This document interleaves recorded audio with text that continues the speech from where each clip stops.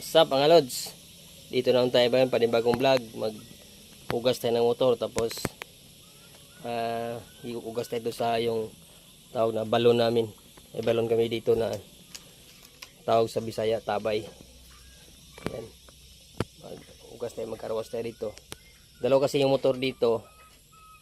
Kasi pasok naman siya ng motor, kaya lang medyo malayo, nasa mga 400 meter mula sa highway. Pero makadaan siya sa daanan lang, hindi kalsada. Kaya lang pag maputik, mahirap pumasok yung motor. So pinasok natin dito. Kaya magwashing tayo.